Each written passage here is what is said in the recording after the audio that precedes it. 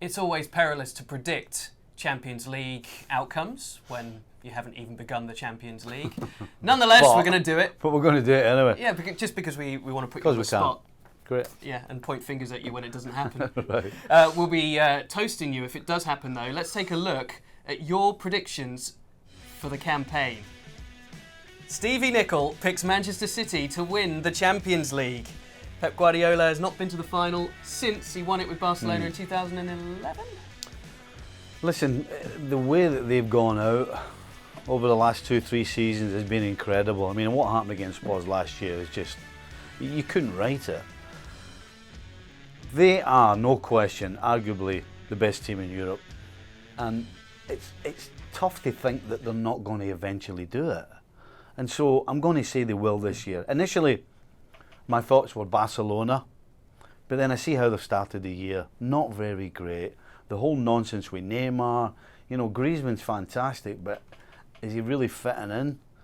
So that's why I'm going to go with City, because, I mean, regardless of the injury problem they might have with Laporte out at the back, they are so good going forward and create so many chances that it's going to have to be a special couple of performances from somebody to knock them out. They're not going to be tested until February, are they? Right, and by that time, they could go out, or could have gone out and spent money on a defender, if in fact Laporte, his recovery is not quite as quick as they think. So, listen, I think everyone points to Manchester City. Okay, you've got Raheem Sterling down here, not only as top scorer, but as the star player who delivers this trophy. Tell us your reasoning behind that. Well, right now, is there a more important player for club and country than Sterling? I mean, he's shown with England how sensational he is. And the biggest thing, for me, one of the biggest changes in the last 12 months, because the previous 12 months, his finishing was incredible. But now he's added a final pass to what he does going forward as well. And so for England, he is, no question, their most important player. It's not Harry Kane, the captain. It's Raheem Sterling.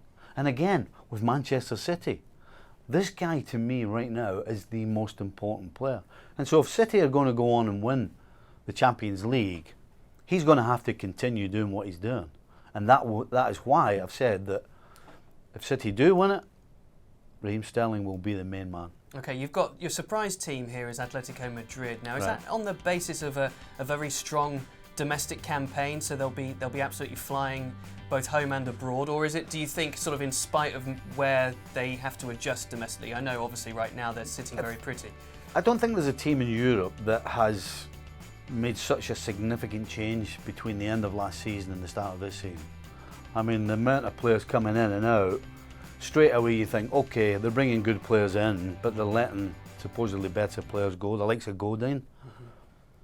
But they've shown, not just in the pre-season, but at the start of the season, that this team knows how to win. This team's going to win. And if you want a football match, they've got football players that can beat you on the field of play. And if they can get Costa right up front, along with João Felix, I mean, what a potent attacking force they are. Players like Llorente for Spain, Saúl. You got Oblak in goal, one of the best goalkeepers in the world, and you got two guys in Savic and Jimenez at the back who are never going to get style points, but who get the job done. I mean, this team is going to... Listen, teams never used to want to play Atletico Madrid because they knew it was going to be dogged and they'd have to fight and spit and punch. But this Atletico team, for me, can now play. It can open up and play. It's already shown it in the league that they can do that. They've already shown that there's still an Athletic team that can still win 1-0, but they're a team that can win 3 and 4-0 as well. So I think of all the teams, this is one team you don't want anything to do with. Would you say that that's with the caveat of having a fit João Felix for the whole campaign? Yes. Listen, and like all these predictions, you need things to go for you, whether it's fitness, suspension, whether it's decisions. There's a lot of things that go into it. But all things being equal, I don't want anything to do with Atletico Madrid. Okay, and PSG, a big letdowns again. Do they get past the round of 16, which is where they've struggled for the last couple of years? With the turmoil that's been going on there, they've got Real Madrid. They've also got Galatasaray. Now, Galatasaray are more than capable of turning anybody over at home. And PSG, for me, are in a bit of a shambles. You know, you're looking to try and integrate Neymar back in the team when there's question marks whether do his teammates want him back in. You know, the criticism he's given them and the club. You've got a fan base that seems to want absolutely nothing to do with Neymar. And I think you got a manager in Tuchel who, I'm not sure he can control Neymar, because the situation wouldn't have arisen had he been able to bend and push and sort this guy out. So I think PSG's in a bit of turmoil. And so if you're anybody with any ambition and you want to knock off a big name, PSG's the team you want to play. Okay.